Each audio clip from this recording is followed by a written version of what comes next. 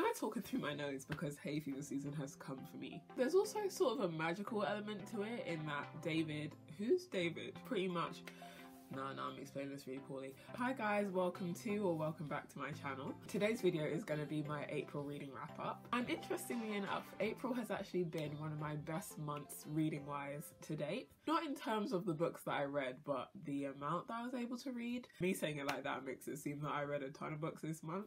Not the case. I just actually managed to read 4 books this month, which I haven't managed to do since January, so quite happy with that. I'm also out of breath because for some reason I insist on saying everything on one breath, so bear with. Whilst I have read 4 books this month, I don't actually have all 4 books with me anymore because more than one was a library book, but this one was a library book and it had to go back. So I'm gonna try and do an overlay thing.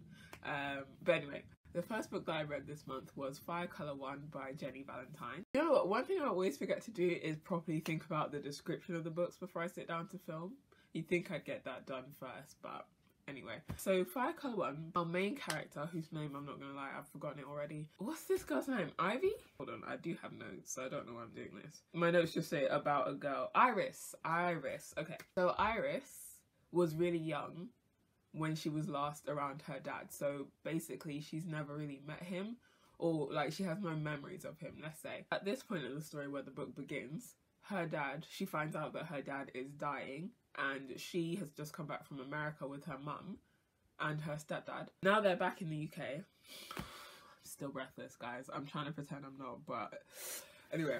Okay, so Iris and her mum and her stepdad have come back to the UK from America. Iris is a pyromaniac, which is the reason that they're actually back in the UK. She started a fire in her school, so her mum upped sticks and moved them back to the UK. They've been back for like 2 minutes when they find out that her dad is dying. The mum is just money hungry, so she sees this as an opportunity to make some money. Ivy's dad, Ernest, by the way, is a multi-millionaire. So Hannah just sees, like, that's her mum's name. Hannah just sees pound signs and, you know, she's in the money because they're strapped for cash. Her man is trying to be an actor. That's not really working out.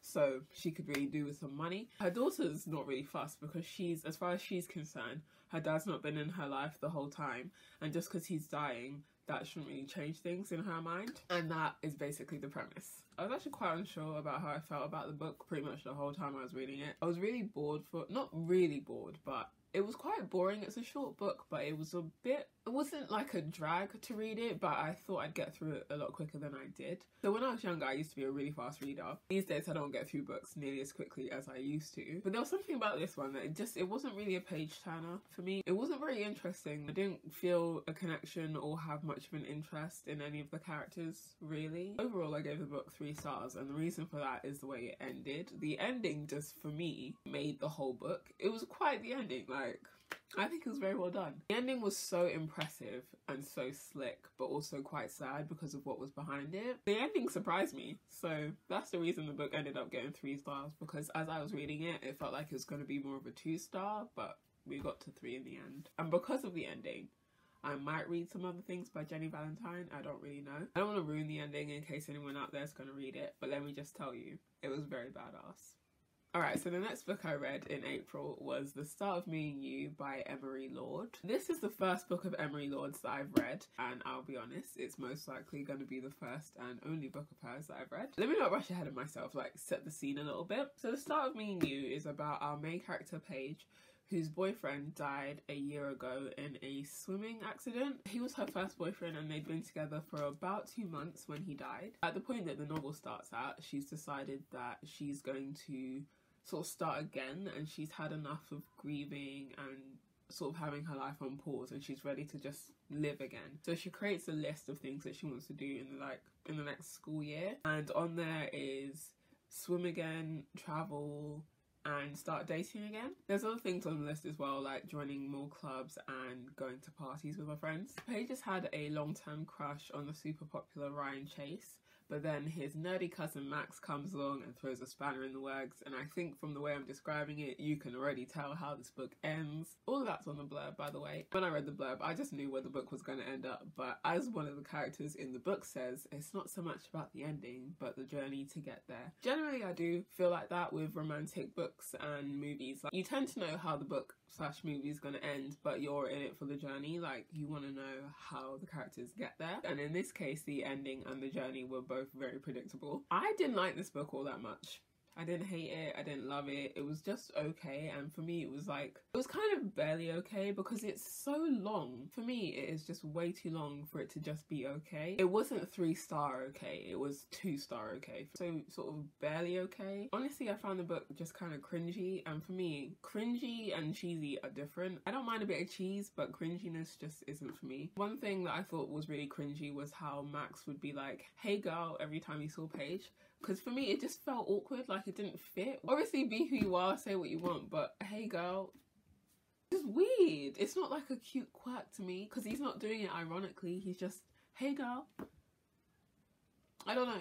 I don't have a, it sounds like I have a problem with it. I didn't have a problem with it. I just thought it was weird. And honestly, Paige was kind of annoying. It was sad that her boyfriend died, don't get me wrong. I don't want this to sound cold or anything, but he was her boyfriend for 2 months, which is basically like 2 minutes, and she grieved for like a whole year. I don't want to say like she grieved in the wrong way, like that's not how I want it to come across, but I feel like if they had been together for a bit longer when he died, it would have been easier to feel empathy for her. And she acknowledged it herself, but she was sort of grieving from a more selfish perspective, like, wow, I finally have a boyfriend and then he dies. It's not meant to be funny, and I'm not laughing at the fact that her boyfriend died, but ooh, tough break. Do you know what I mean? It's like you see all your friends in relationships and you're waiting for your turn, and then it's your turn, and then your boyfriend dies. Like, that's peak. It felt like the level of grief didn't match the situation. He had friends in the book who had known him a lot longer than Paige had, and I felt like their grief made sense, you know? I felt sadder for them than I did for her, and he was her boyfriend. Obviously a 14-year-old dying is sad, and he was her boyfriend, so she is going to be shocked, like, naturally. But the fact is, she didn't know him that well, so it's more awkward than anything. I don't want to sound insensitive, but I honestly think if they'd been together like 6 months or 8 months, 9 months, whatever, I just think it would have been a lot easier to understand why she shut down like that, you know? I don't really know how you're supposed to navigate your boyfriend of however many months dying, because she said it herself that she was being treated like a grieving widow, which didn't seem to match up even for her. I feel like I may have enjoyed the book a little bit more had there been more to their relationship. Like, had they been together a bit longer, she knew him a bit more, him not being there felt like more of an absence. Do you know what I mean? It just kind of felt like it lacked depth because their relationship had barely begun when he died, you know? I don't know. I don't know if this book was like the best introduction to Emery Lord's writing. I don't really know how likely I am to read When We Collided, all the names they gave us. There are other books that I feel like I have more of an interest in other authors that I want to get to first, so I don't know that I'm necessarily going to give her writing another chance unless I read the descriptions of her other books and they sound particularly appealing. So the third book that I read last month was How I Live Now by Meg Rosoff. So in How I Live Now, I've forgotten her name. Why can't I ever remember the names of these characters? Okay, what's her name?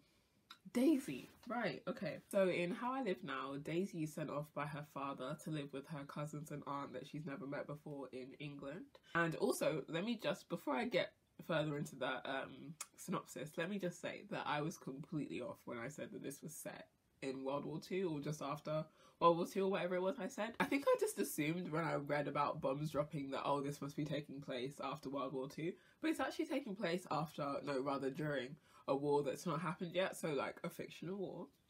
But anyway, let me just correct myself and say that. Okay, so back to my little synopsis. My nose is all the way blocked now. At the beginning of the book, Daisy has just been sent off by her dad to live with her cousins and aunt that she's never met before in a completely different country. She's from New York and she's being sent to England. So not long after she arrives in England, a war breaks out and her aunt has actually gone off to Oslo to talk to some people about something, and like she can't get home. It's just them at home by themselves with no adults, and it's her and her 4 cousins, 3 guys and a girl. Piper, I've forgotten their names. Piper, Edward, Isaac and Osbert. Those are her cousins' names. So a war's broken out, bombs are dropping, people are getting killed, and somewhere along the way, Daisy and her cousin Edward become a thing. I mean, it's incest. I don't really have thoughts on it. Do you know what I mean? Just how many people are there in the world that you get with your cousin? Like, anyway, so at one point in the book, they all get separated, and a large portion of the story is them trying to find their way back to each other. There's sort of a magical element to the story in that Isaac and Edward and Piper sort of have these abilities, like with animals and just with premonitions and things like that. Edward is almost able to read Daisy's thoughts, like she thinks something and he looks at her like she said it out loud. I guess they're able to communicate telepathically, kind of, but it's kind of one-sided. Like she doesn't necessarily know what he's thinking, but he knows what she's thinking, and they all the siblings sort of have these powers. Isaac and Piper have similar abilities in that they're really good with animals. Piper also just sort of has this ability where people flock to her and just want to be around her. I've actually read one other book by Meg Rosoff, and that was Moose Baby, which was a weird book. In that book, a woman or a teenager gives birth to a moose, like a straight up moose, but I don't even know. I feel like Meg Rosoff might just not be for me as an author. Kind of similarly to Fire Colour 1, but in a different way. This book was kind of short, but also felt like an effort to read. With it being 211 pages, I thought it would take me a few days to read it. I thought I'd pick it up, get immersed in the story, and just finish it in like 3 or 4 days or something. I don't know if that was an overestimation of my reading abilities or what, but that didn't happen. It didn't take me crazy long, but I didn't read it as quick as I thought I was going to. I honestly don't even have that much to say about this book.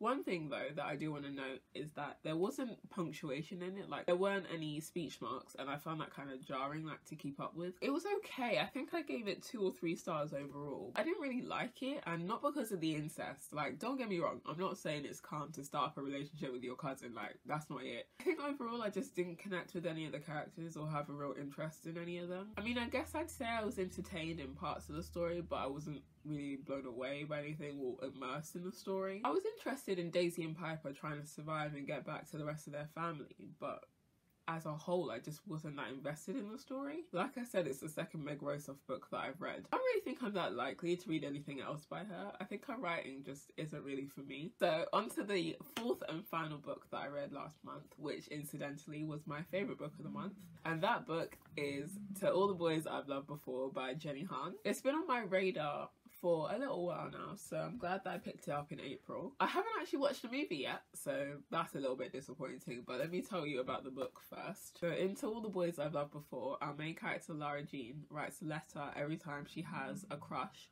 or every time she falls in love and she wants to stop being in love. So she writes a letter to the boy that she's in love with at the time, puts it in a hat box and just sort of calls it a day. It's like her way of letting go and trying to move on. All in all, she's written to 5 different guys. She's written all those letters and she's put them in a box, and then one day the letters somehow get sent out to these guys and they receive them, and then, you know, things ensue. I was gonna not say something, but then that thing is featured in the trailer for the movie, so I don't really think it counts as a spoiler, so I'm just gonna mention it. One of those guys is her sister's boyfriend Josh. That's obviously, it's a bit of a sticky one still. And one of them is also Peter Kavinsky, who was her friend when they were younger.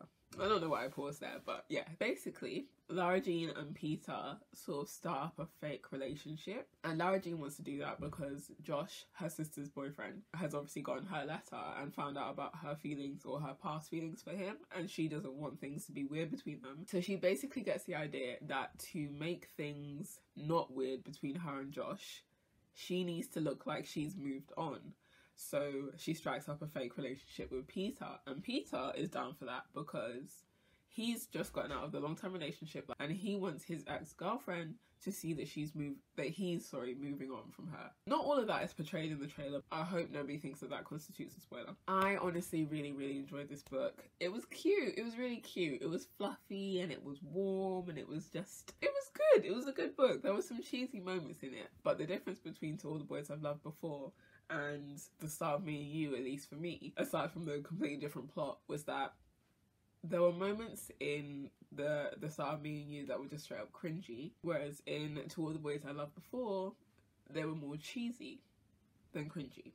and I liked that. There is one gripe though that I did have with the book, and that was that Lara Jean and her sisters called their dad Daddy. Kitty, the youngest one, is only 9, so whatever. But her and her sister are 16 and 18, maybe 19 respectively. And obviously some people do call their dads Daddy, but it just made Lara Jean seem younger than she was. Their mum's dead, but when she was alive they also called her Mummy, and obviously they were younger when she was still alive, so that's less of a thing.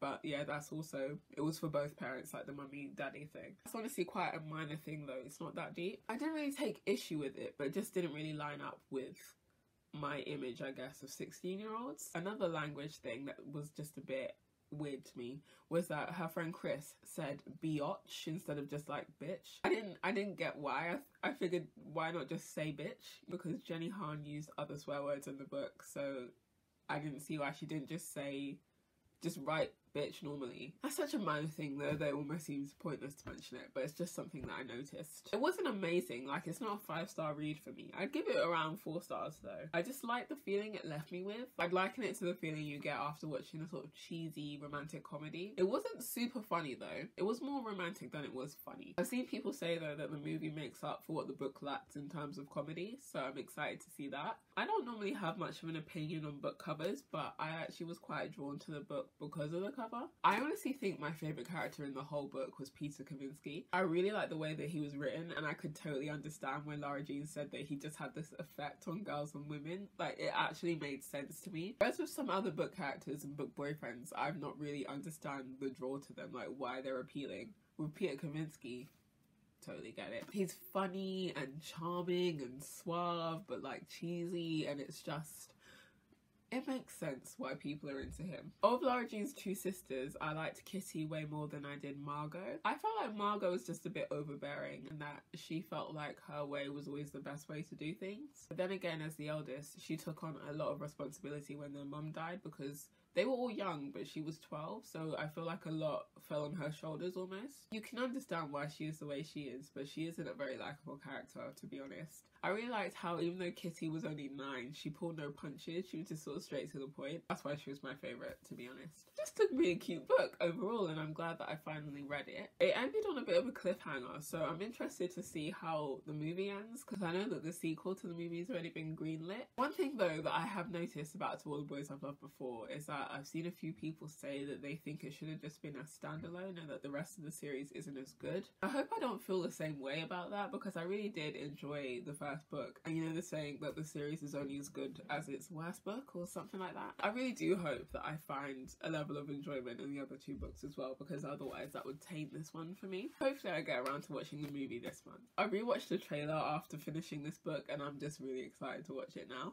I'm ready to jump on the To All the Boys I've Loved Before movie hype, even though it's long since passed. But hopefully I can watch the first movie and read the next 2 books before the second movie comes out, so that I can be part of the hubbub whilst it's fresh. Okay, so that is the end of my April reading wrap up. Thank you for watching. I hope you enjoyed this video. If you did, please remember to like, comment and subscribe to my channel if you haven't already. There should be a button somewhere around here for you to do so. And also, whilst you're here, go ahead and check out some of my other videos that should be linked here, here and over here. I don't just do book videos on this channel, I also do vlogs, makeup videos, reviews, that kind of thing. So if any of that sounds interesting, make sure to watch one of the videos on the screen. I feel like this year I've sort of fallen into booktube like face first and only really done book related videos, so I'm gonna try and get some different content up in the coming weeks. I've been editing some vlogs for a long time now, so hopefully they'll be going live at some point this month, so keep an eye out for those. Thanks again for watching, and I'll see you in my next video, or I guess you'll see me. Bye. Actually made sense, and they are always revving cars on this road. Take a break. So it's just them at home in a house. At home in a house, really.